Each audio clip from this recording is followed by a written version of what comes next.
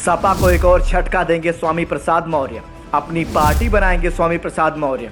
Party के नाम के साथ साथ एजेंडा भी हुआ तय।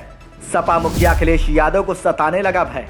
उत्तर प्रदेश की राजनीति में सपा अध्यक्ष अखिलेश यादव के सामने एक नई चुनौती खड़ी होने जा रही है। अखिलेश को यह चुनौती उन्हीं के अपनों से मिलती हुई नजर आ रही है और यह चुनौती देने वाले कोई और नहीं बल्कि स्वामी प्रसाद मौर्य हैं, यानी अखिलेश के पीडीए का चमचमाता हुआ चेहरा। दरअसल समाजवादी पार्टी के राष्ट्रीय महासचिव पद से इस्तीफा देने के बाद स्वामी प्रसाद मौर्य अखिलेश यादव को एक के बाद एक बड़े झटके दे रहे हैं। सूत्रों से मिले जानकारी के मुताबिक स्वामी प्रसाद मौर्य अब अपनी नई पार्टी बनाएंगे। कहा जा रहा है कि स्वामी प्रसाद मौर्य अब किसी भी दल में शामिल नहीं होंगे, यानी स्वामी प्रसाद मौर्य अब अखिलेश यादव की साइकिल से पूरी तरह से उतरने की तैयारी कर चुके हैं। स्वामी प्रसाद मौर्य 22 फरवरी को दिल्ली के तालकटोरा स्टेडियम में अपने सियासी भविष्य को लेकर बड़ा ऐलान करेंगे।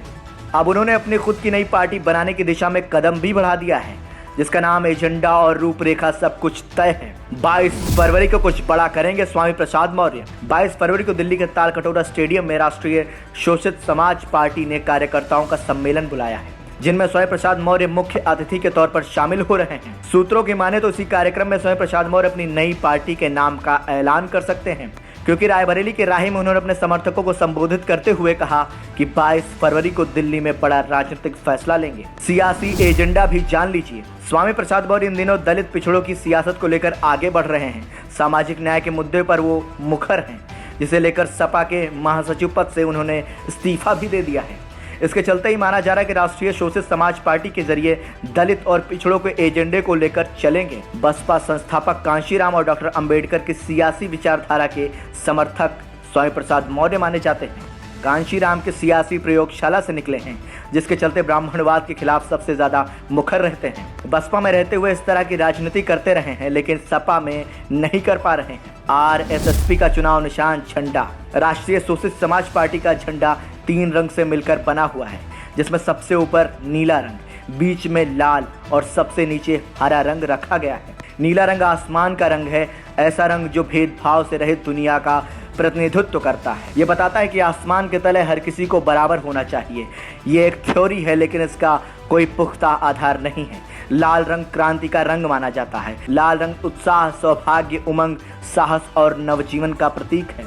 लाल रंग उग्रता का भी प्रतीक है। हरा रंग समृद्धि का प्रतीक माना जाता है। स्वामी प्रसाद मौर्य का कैसा रहा सियासी सफर? गौरतलब है कि पूर्व कैबिनेट मंत्री स्वामी प्रसाद मौर्य बहुजन समाज पार्टी से अपने राजनीतिक जीवन की शुरुआत की थी। वे बसपा में मंत्री भी रहे।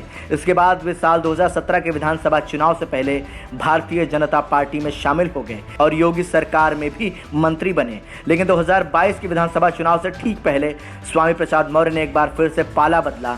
इस बार समाजवादी पार्टी की साइकिल पर सवार हो गए। हालांकि विधानसभा चुनाव में उन्हें करारी शिकस्त का सामना करना पड़ा। बावजूद इसके समाजवादी पार्टी ने उन्हें एमएलसी बनाया और पार्टी में राष्ट्रीय महासचिव पद भी दिया। स्वामी प्रसाद मौर्य का सनातन हिंदू और राम मंदिर और रामचरितमानस को लेकर लगातार विवादित बयानबाजी से समाजवादी पार्टी में भी उनका विरोध होने लगा था, जिसके बाद स्वामी प्रसाद मौर्य ने राष्ट्रीय महासचिव पद से इस्तीफा दे दिया है। ब्यूरो रिपोर्ट, संदेश वाहक, लखनऊ।